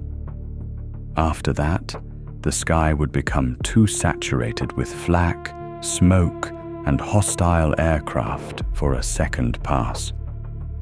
"Bomber lead," Veller transmitted. "You are approaching release threshold. Talons will hold upper screen. Ignore all hostile movement unless directly obstructed." The bomber commander answered through distortion. "Acknowledged. 30 seconds to release." 30 seconds in open air above an active Orc push could stretch longer than most pilots wanted to admit. The Green Phantom understood that. The first casualty came before the bombers reached release. Lieutenant Cassian Crom had been holding formation with visible discipline, but the Orc ace did not give him a conventional target to resist. Instead, 2 damaged fighters staggered out of the smoke ahead of the bombers, both trailing flame, both appearing to be easy kills before they reached attack range. Crom moved to intercept by instinct, only a few degrees wider than formation allowance. It was a small correction. Not reckless, not foolish. Under normal conditions, it would have been acceptable. The Green Phantom struck from above the smoke shelf. Its attack line was almost silent until the guns opened. Heavy rounds hammered across Crom's Thunderbolt from the rear quarter, punching through the outer wing and engine housing before Crom could complete his turn. Veller saw the hit register as a sudden flare of orange across Crom's aircraft. The Thunderbolt lurched downward, still intact, but losing stability. "Crom, brake low and eject if control fails," Veller ordered. Crom fought the damaged fighter for several seconds. His voice came through, strained but clear. "Negative. I can recover." The Green Phantom passed behind him and vanished into the smoke before Mara could draw a firing solution. Crom's Thunderbolt rolled hard left. Fire spread along the damaged wing route. The aircraft dropped through the lower flak bursts toward the manufactorum ruins, trailing black smoke. Crom corrected once, nearly stabilized. Then the engine assembly detonated. The Thunderbolt disappeared in a bright, expanding fireball above the ruined foundry district. No ejection beacon appeared. Veller recorded the loss without speaking. There was no time for grief in the cockpit. Grief belonged to the ground, if the pilot reached it. In the air, grief became hesitation, and hesitation killed the living. "Talons, maintain formation," Veller said. Darrow's voice came back tight. "Crom is gone. Maintain formation," Mara answered for both of them. "Confirmed." The bombers continued forward. 20 seconds to release. The Green Phantom had used Crom's aggression against him without needing to invent anything. It had presented a target, waited for a small deviation, and attacked from the exact angle created by that movement. Veller adjusted the remaining formation immediately. Mara shifted closer to the bomber left rear. Darrow tightened behind the right flank. Veller moved higher and slightly forward, placing himself where the Orc ace would need to cross his guns before striking either remaining wingman. The enemy did not take that path. The second attack came through weather. A storm front had been forming above the western fire belts since launch, fed by rising heat and ash columns. Lightning moved inside the smoke layers, dull and irregular, turning the clouds into shifting grey walls. Mara had positioned herself near the bomber rear when the storm edge rolled across the approach lane. Visibility dropped sharply. The bombers held course using instrument navigation. The bell tower line reduced fire temporarily to avoid striking friendly aircraft inside the obscured corridor. That temporary reduction created the opening. The Green Phantom fired from above the storm shelf and struck one of the rear bombers first. Its rounds tore through the bomber's stabilizer assembly, forcing the aircraft out of formation. Mara moved to protect it before Veller could stop her. Not out of panic, not out of error. That was her function inside the Talons. She covered the wounded. She had done it across months of fighting and had saved pilots who should have died. The Orc ace had studied that behavior quickly. Mara, return to screen, Veller ordered. Bomber is exposed. Return now. The Green Phantom dropped from above her in a steep attack, using the damaged bomber as bait. Mara reacted fast enough to avoid the first burst. Her Thunderbolt rolled through the storm vapor and returned fire, clipping one of the Orc aircraft's outer panels. For half a second, Veller saw the Green Phantom fully lit by lightning, massive and ugly, its green markings smeared with soot and oil. Mara's second burst struck near the enemy tail. The Orc ace did not disengage. It forced a close crossing, using its heavier frame to make Mara choose between collision and overcorrection. She chose survival and dropped lower through the cloud. Orc ground flak erupted beneath her, as if waiting for that exact descent. Her aircraft took multiple impacts along the underside and began trailing vapor. Mara, climb out, Veller said. Trying. Her Thunderbolt rose briefly, wounded but responsive.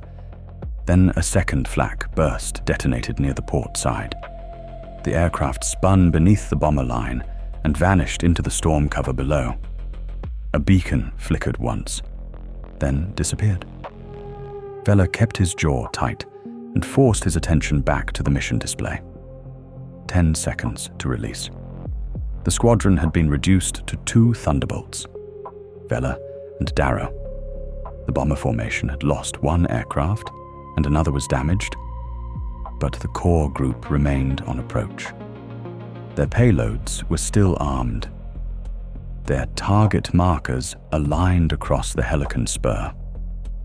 The mission could still succeed if the last escorts held the sky for less than half a minute. Less than half a minute could still demand everything. Darrow, Veller said. Status. The younger pilot answered after a breath. Ammunition at 60%. Fuel stable. No structural damage. Auspex interference worsening. Missiles. 2 remaining. Keep them. Do not fire unless I order. Confirmed. Veller checked his own aircraft. Autocannon ammunition remained slightly above half capacity. Missiles remained unfired. Fuel was falling faster than projected due to sustained combat throttle and turbulence correction. Engine heat remained tolerable, but the ash load was rising. The Thunderbolt could fight. Not indefinitely, but long enough. Below them, the bombers opened their bays. The payload release began. Rows of heavy munitions dropped through the smoke toward the Orc armored columns clustered along the Helican spur. For several seconds, nothing happened. Then the causeway erupted in sequential explosions. Fire walked across the elevated route, tearing open vehicle formations and collapsing sections of industrial support structures. Secondary detonations followed as ammunition carriers and fuel-loaded orc haulers ignited across the route. The spur did not fully collapse, but the leading armored push broke apart under the strikes. The mission objective was secured. Not completely. Enough. Imperial ground channels immediately reported disruption across the Orc advance. Several armored clusters halted. Others diverted into lower service roads, already targeted by waiting artillery batteries. Defensive regiments west of St. Corvin's Reach gained the time they needed to withdraw through secondary corridors. Veller allowed himself one breath. Then Darrow shouted, "Contact rear low." The green phantom rose from beneath the bomber formation, not toward the bombers this time, but toward Darrow. The Orc ace had waited until the objective was complete, and the remaining pilots were forced to split attention between assessment and withdrawal. Darrow reacted quickly, but his turn carried too much tension. His Thunderbolt climbed between two cathedral spires jutting from the manufactorum district below, entering a narrow corridor filled with smoke and fractured flak bursts. "Darrow, level out," Veller ordered. "I have space." "You do not. Level out." The green phantom did not follow directly. It angled wide, driving Darrow into the corridor rather than chasing him through it. Orc anti-air fire opened from concealed batteries around the spire bases. The first shells burst behind Darrow. The second pattern walked ahead of him. He corrected right to avoid the explosions, and that movement placed him directly into the third burst. His Thunderbolt shook violently. "Hit. I am hit." "Eject," Veller said immediately. "Controls responding. I can still climb." The green phantom appeared above the spire line, cutting across Darrow's escape path. Veller fired at long range. His shots forced the Orc ace aside, but did not strike cleanly. Darrow tried to climb through the gap. For one brief second, it looked possible. Then a flak shell detonated beneath his engine assembly. Darrow's transmission cut off mid-breath. His Thunderbolt dropped nose first into the smoke below and disappeared among the explosions. No beacon, no voice, no movement on the tactical feed. Captain Elias Veller became the last surviving Talon. The bomber group began withdrawal under emergency escort from distant Imperial interceptors, moving in from the eastern corridor. The mission objective had been secured, but the cost had emptied the squadron around him. Crom had been taken by provoked aggression. Mara had been taken by protective instinct. Darrow had been taken by pressure and narrowing terrain. The green phantom had not simply killed them. It had read them. Veller adjusted his grip on the control column and brought his Thunderbolt around through the burning sky. His remaining supplies were limited. Ammunition just below half. Fuel declining. Missiles still armed. Engine heat rising. One aircraft. One pilot. One confirmed enemy ace still airborne. Below, the Helican spur burned under successful Imperial bombardment. Above it, the true engagement had only narrowed. Captain Elias Veller confirmed the primary mission objective through instrument feeds before he allowed himself to look for the green phantom again. The bomber strike had landed across the Helican spur with sufficient effect. The causeway remained partially intact, but its value as a rapid armored route had been broken. Several upper lanes had collapsed into the service roads beneath them. Burning Orc vehicles blocked the central span. Secondary explosions continued inside fuel carriers, trapped between shattered support towers. Imperial Ground Command reported immediate disruption across the enemy advance, followed by the first signs of retreating civilian convoys clearing the western pilgrim lanes behind the defensive line. That was the objective. Not revenge, not pursuit, not the preservation of the 117th Vesperian Talons. The mission had required the bomber formation to reach release distance and strike the armored column before it breached the western approach. That had been achieved. The cost did not alter the result. Crom, Mara, and Darrow were gone, but the ground forces below now had time. Veller forced that fact into the center of his thoughts, because anything else would degrade his judgment. His Thunderbolt shook under sustained heat stress as he climbed above the Helican spur. Warning indicators pulsed across the lower console. Fuel reserves had dropped below comfortable return margin. Autocannon ammunition remained usable, but no longer generous. Missile systems showed 2 armed payloads, both still locked in safe status. The left engine had ingested enough ash to produce intermittent compression warnings. The canopy's outer surface was scratched by debris impacts and streaked with soot, reducing visibility whenever light hit from the wrong angle. The aircraft could still fight. It could not waste movement. Below him, the western front burned in broken geometry. The Helican spur had become a line of fires, crossing a field of smoke. The bell tower line continued firing in controlled bursts toward larger Orc formations, attempting to enter the airspace around the bomber withdrawal path. Farther east, Imperial interceptors were moving in to cover the surviving bombers, but they were too distant to matter in Veller's immediate fight. For the next several minutes, he remained alone inside the combat zone, with the enemy aircraft that had dismantled his squadron.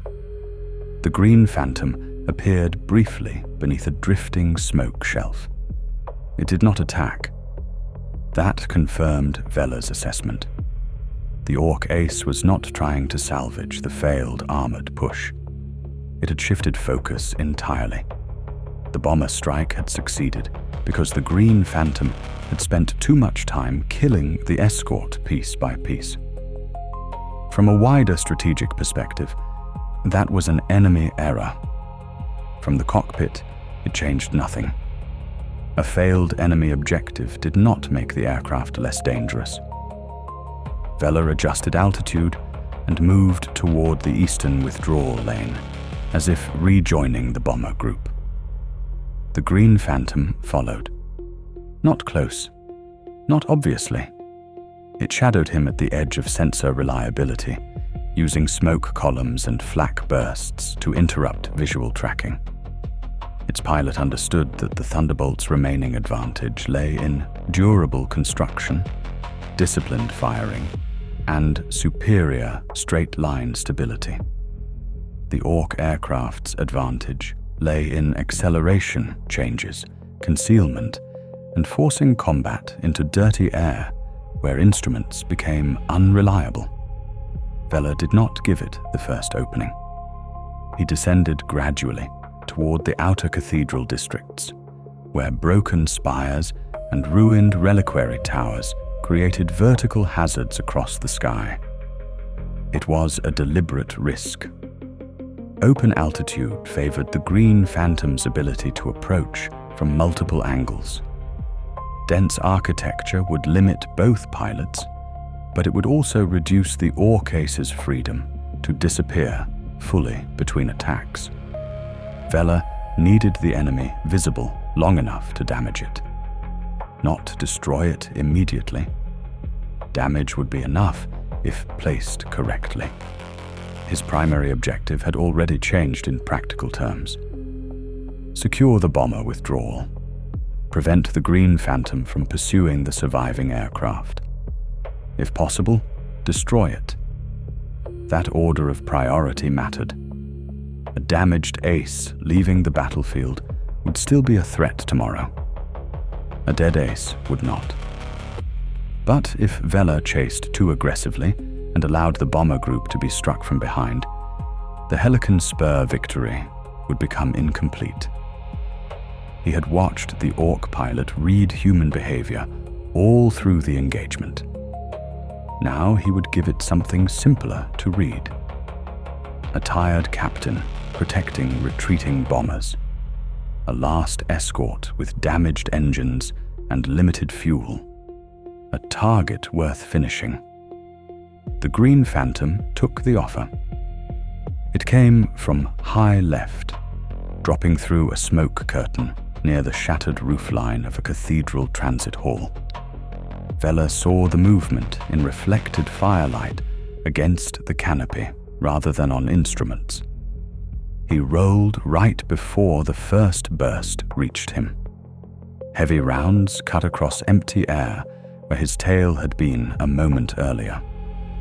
The Thunderbolt's frame groaned under the maneuver, but held. Veller did not return fire. Not yet. The Orc aircraft passed close enough for him to see crude repair welds across its nose plating, and the layered glyphs burned into its fuselage. The fighter was larger than the usual Orc fighter, not because it had been designed cleanly, but because additional systems had been forced onto it over time. Armor had been added where previous hits had failed to kill it. Control fins had been welded into positions that looked wrong, but functioned well at low altitude. Weapon housings were reinforced around the forward frame, suggesting repeated recoil stress from oversized guns. The pilot had survived long enough to improve the aircraft through combat. That made it worse. Veller climbed between two broken bell spires, using the Thunderbolt's stronger frame to punch through turbulence that would have destabilized a lighter aircraft. The Green Phantom followed at a slight offset, staying outside direct pursuit, but close enough to pressure his exit path. It fired again, this time aiming not at Veller's fuselage, but ahead of his climb line. The intent was familiar. Force correction. Create a predictable movement. Finish the target after the reaction. Veller refused the correction. Rounds struck the right side of his aircraft. The impact hammered through armor plating and through the cockpit hard enough to slam his shoulder against the harness. Warning lights flared. One outer panel tore away into the smoke. The Thunderbolt remained under control. Now the Orc pilot had committed closer than before. Veller cut throttle sharply. The sudden deceleration nearly overstrained the engine assemblies, but the Thunderbolt's heavy frame dropped behind the Green Phantom's crossing path. For one clean second, the Orc fighter passed through his forward gun sight. Veller fired. The autocannons struck the enemy's rear armor and engine cowling. Sparks and fragments ripped away from the Orc aircraft's left exhaust housing. The Green Phantom lurched, but did not fall. Dirty flame spat from the damaged assembly as it banked violently toward the lower ruins. A confirmed hit. Not fatal. Important. The Orc ace finally reacted with visible anger. Its next maneuver was faster, lower, and less patient. The aircraft dove beneath a collapsed aqueduct and reappeared across Veller's front, with guns firing continuously. The rounds were inaccurate but dense. Veller rolled through them and felt several impacts strike the underside of his fighter. Fuel pressure fluctuated. A red warning rune lit across the secondary feed. Leak detected. return margin worsened immediately. Veller ignored it. The surviving bombers were now east of the primary engagement zone. Imperial interceptors had reached them. The withdrawal corridor was secure enough. The primary mission objective, both original and immediate, had been executed. Only the final threat remained. Veller armed one missile, but did not fire. The Green Phantom was too close to terrain, too fast across the ruins, and too skilled at breaking lock through smoke. A wasted missile would leave him fewer options when the enemy finally exposed itself. The Orc pilot climbed toward the storm-dark cloud shelf above the cathedral districts. Veller followed. Both aircraft rose through ash, lightning, and burning debris lifted from the battlefield below. The Thunderbolt's cockpit alarms intensified. Fuel leak, engine heat, armor breach, ammunition reduced. Every system report argued for withdrawal. Every tactical fact argued against it.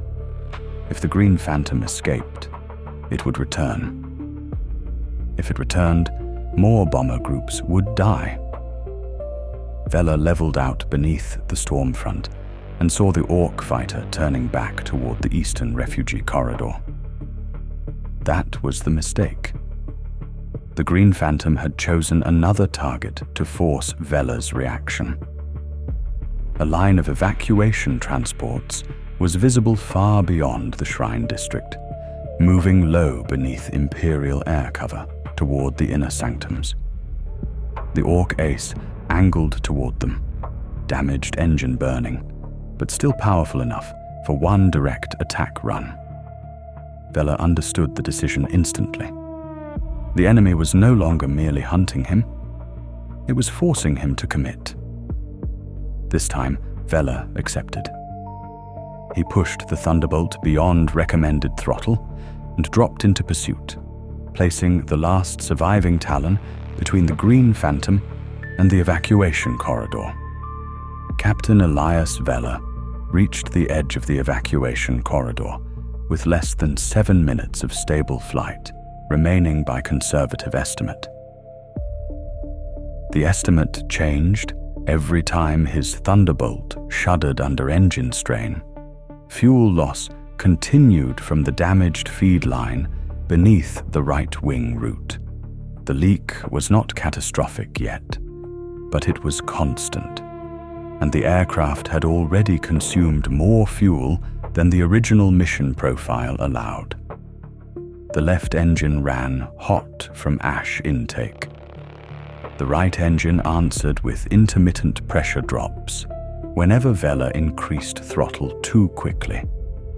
His cockpit display warned him of armor breaches along the underside, partial control delay in the starboard aileron, and unstable ammunition feed response from the second autocannon assembly. The aircraft remained alive through weight, redundancy, and stubborn engineering. That was enough. The Green Phantom was ahead of him, descending toward the refugee air corridor, where several Imperial evacuation transports moved in staggered lines beneath distant interceptor cover. The Orc fighter's damaged engine burned unevenly, leaving a dark trail that should have made it easier to track. It did not. The smoke rising from the battlefield mixed with the exhaust plume and broke its outline at irregular intervals. The Orc pilot used that concealment well, cutting across the haze rather than through clean air. Veller had one advantage now. The Orc aircraft was wounded. Not crippled, wounded. The distinction mattered. A crippled aircraft became predictable. A wounded aircraft became dangerous because its pilot understood time was limited. The Green Phantom could no longer afford endless testing passes. It needed a decisive kill, either against Veller or against the transports ahead. That compressed the engagement. It also gave Veller a way to control it. He pushed his Thunderbolt into a shallow dive and brought the remaining missile lock system online. The targeting rune flickered, but would not hold. Interference from smoke, heat, and damaged aircraft systems broke the lock twice before a full tone could form.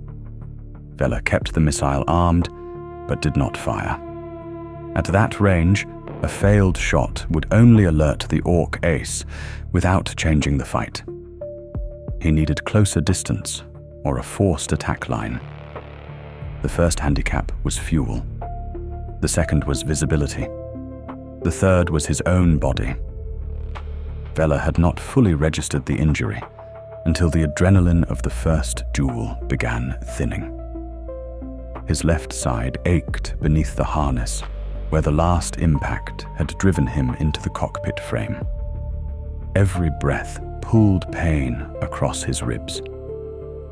His right hand remained steady on the control column, but his left fingers had begun to stiffen around the throttle.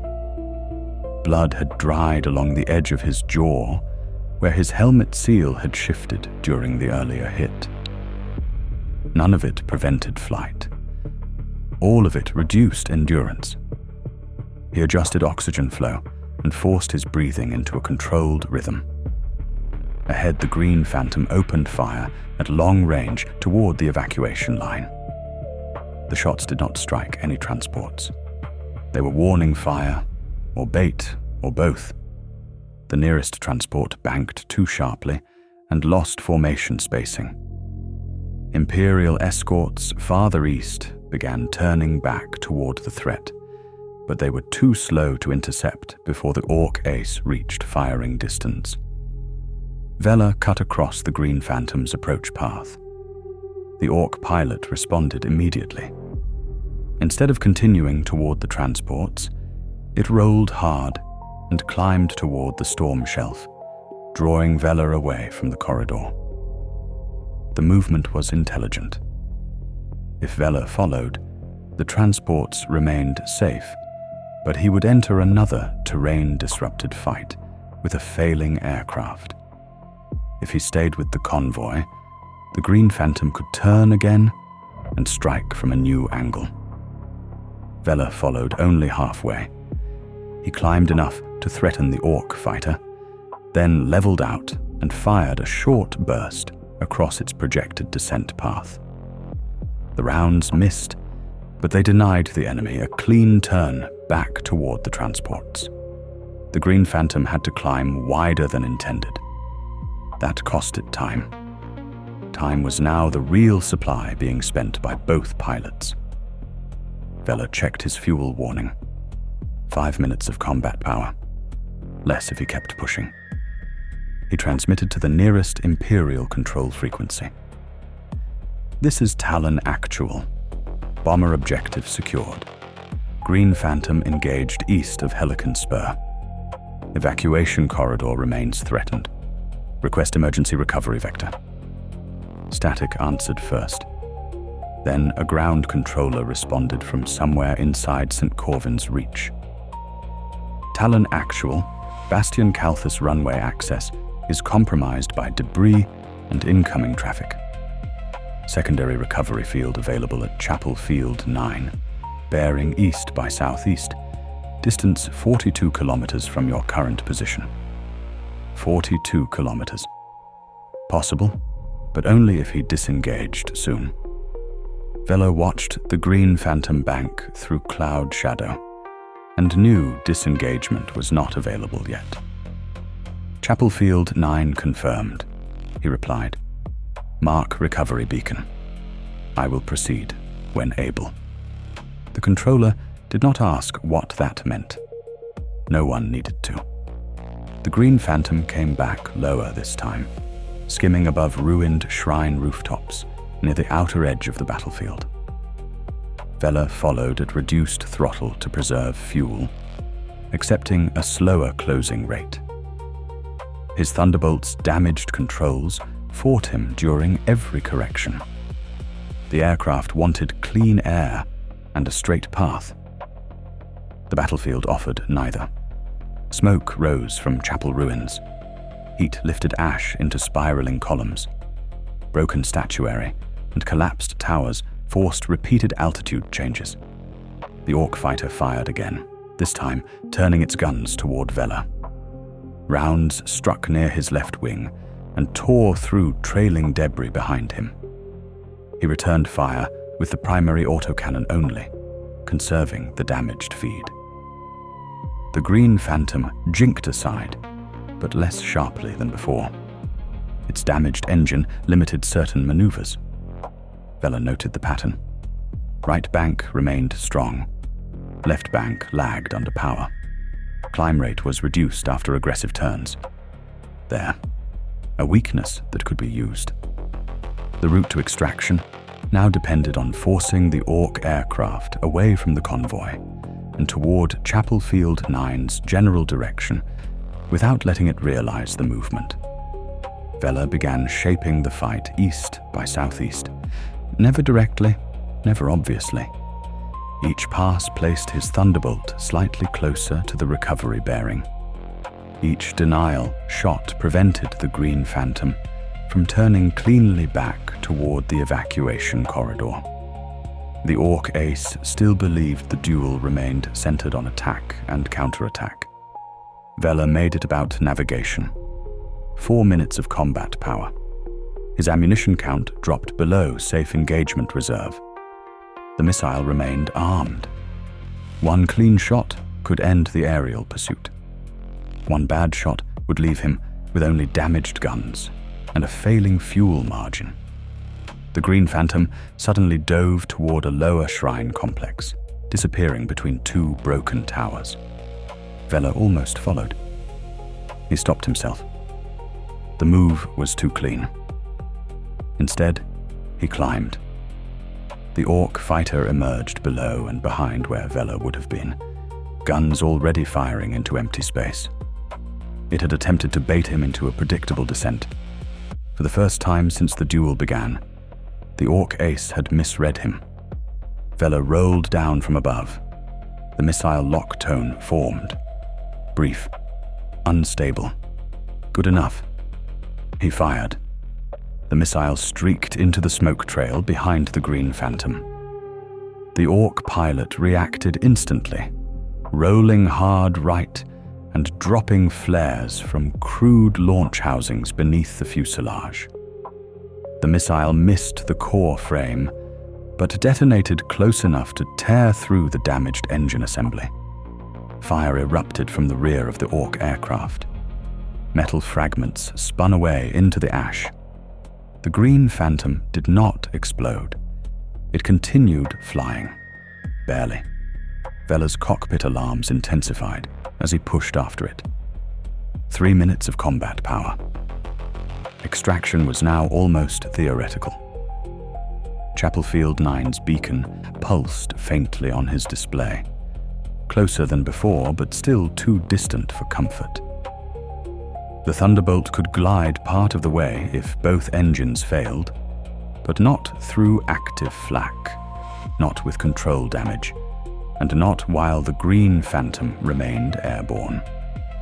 The Orc fighter began losing altitude toward the ash-covered outskirts, beyond the main battlefield. Veller followed, wounded aircraft against wounded aircraft, both trailing damage across the sky.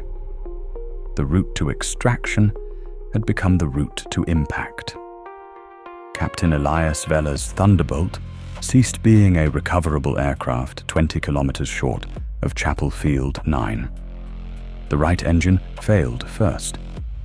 Its pressure dropped sharply, recovered for less than 3 seconds, then fell beyond restoration. The aircraft yawed at hard as thrust imbalance dragged the nose off vector. Veller corrected with the remaining control authority and reduced throttle on the left engine to prevent a full spin. The maneuver cost altitude immediately. Warning runes filled the cockpit display. Hydraulic pressure unstable. Fuel reserve critical. Autocannon feed damaged. Canopy seal compromised. The machine had carried him beyond reasonable expectation, but its remaining systems were now failing in sequence, Ahead and below, the green phantom burned across the ash fields beyond the outer shrine districts. The Orc aircraft was no longer maneuvering with discipline. The missile detonation had torn through enough of its rear assembly to cripple the fighter's control surfaces. It descended in a long, broken arc, engines coughing flame as it crossed the outskirts of the battlefield. For a moment, Veller thought the aircraft would tear apart in the air. It did not. It held together through momentum and brutal construction, dropping toward a wasteland of shattered chapels, collapsed Saint statues, and ash-choked burial fields, abandoned during the first weeks of the invasion. The evacuation corridor was behind them now. The bomber force was withdrawing. The Helican Spur objective had been secured. The Green Phantom had been forced out of the sky. Veller recorded those facts in that order because the cockpit was no longer a place for emotion. It was a place for procedures. He pulled the emergency release on the remaining missile safeties, disarmed the main guns, and transmitted his final position on an open Imperial recovery channel. This is Talon Actual, aircraft unrecoverable, enemy ace descending beyond western outer shrines, attempting forced evacuation, beacon active. Static answered, then a distant ground controller. Talon Actual, repeat status. Aircraft lost, pilot alive, enemy pilot unknown. The left engine surged. The Thunderbolt dropped. Veller pulled the ejection handle. The canopy blasted away into the smoke. The seat fired upward with enough force to drive pain through his injured ribs and left shoulder. For several seconds, there was no direction. Only violent air, tumbling ash, and the roar of his aircraft falling beneath him. The restraint system stabilized late. His chute deployed lower than ideal, snapping open above the ash fields, while the Thunderbolt struck the ground in the distance and vanished inside a rolling fireball. Veller hit hard. The impact drove the breath from him and dragged him several meters across broken stone before the chute collapsed against a ruined devotional wall. He cut himself free with a survival blade and remained on his side long enough to confirm that his legs still responded. Pain spread through his ribs. His left arm moved poorly. Blood ran into one eye from the reopened cut along his temple. He was alive. That was not the same as safe. The Green Phantom had crashed less than a kilometer away. Veller retrieved his survival kit, damaged las pistol, emergency beacon, and one compact signal flare from the harness pack. The las pistol's charge counter displayed only partial reserve. Its casing had cracked during impact, but the weapon still powered when he activated it. He had no rifle, no squadron, no working Vox beyond the short-range beacon. The battlefield horizon flashed with distant artillery. Between those flashes, he heard movement. The Orc pilot emerged from the wreckage as a dark shape against the burning aircraft behind it. Larger than any human by a wide margin, the greenskin moved unevenly, one arm hanging damaged, armor plates fused with soot and fire residue. It carried a crude sidearm heavy enough to break a man's shoulder if fired without support. The creature's flight gear was a brutal mixture of harness straps, metal plating, engine charms, and torn hide. Its face was blooded across one side. One tusk had broken near the base. It was injured badly. It was still coming. Veller moved through the ash field toward the nearest cover, a collapsed chapel ruin surrounded by broken Saint statues.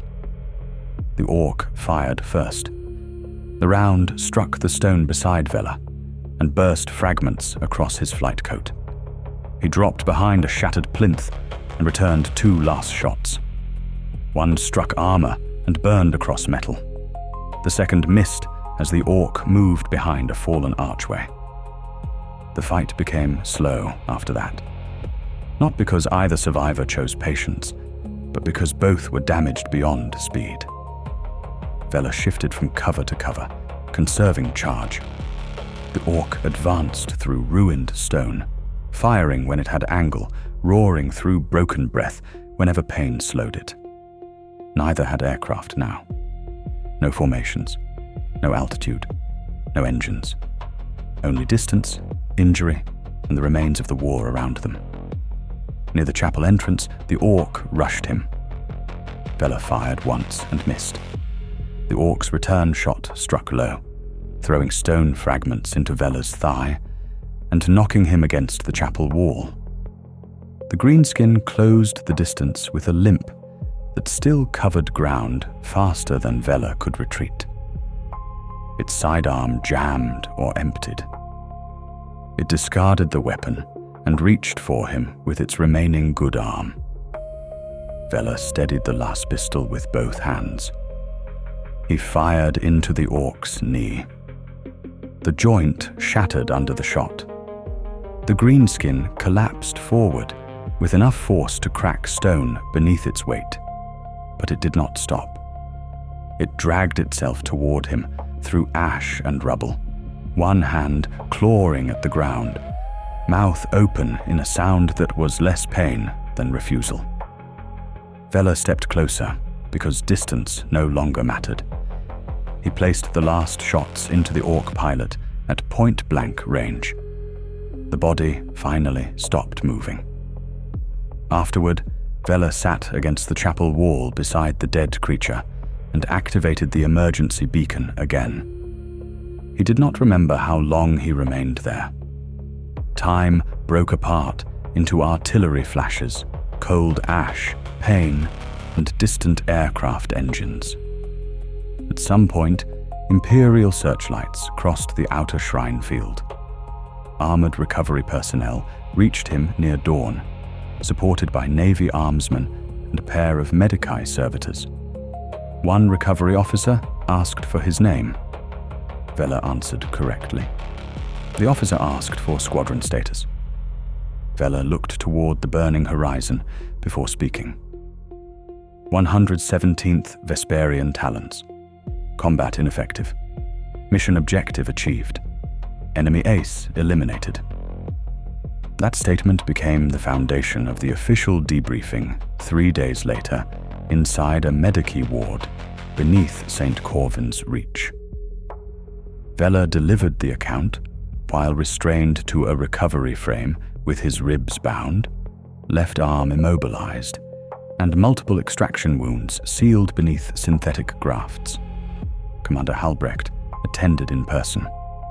2 Navy recorders stood behind him, transcribing every response. The questions remained clinical. Launch conditions, bomber formation integrity, first contact timing, confirmed hostile aircraft behavior, sequence of squadron losses, fuel state, ammunition state, missile deployment, final crash location, ground engagement outcome. Veller answered each one without embellishment. He identified Crom's loss as the result of a provoked interception deviation exploited by the enemy. He identified Mara's loss as the result of enemy bait using a damaged bomber and storm cover. He identified Darrow's loss as the result of terrain pressure and concealed flak integration. He refused to describe any of them as careless. The Green Phantom had not survived by accident. It had read pilots quickly and punished familiar instincts before they could be corrected. Halbrecht asked whether Veller believed the orc pilot represented an isolated anomaly. Veller considered the question longer than the others. Then he answered, "Yes, but one anomaly was enough." The final debriefing note recorded that the destruction of the Green Phantom coincided with a measurable reduction in Imperial aircraft losses across the Western Front over the following days. The Helican Spur remained contested, but the immediate armored breakthrough failed. Evacuation lanes into St. Corvin's Reach stayed open long enough for several major civilian columns and 2 exhausted guard regiments to withdraw into the inner defensive rings. The Shrine World did not become safe. It became slightly less lost.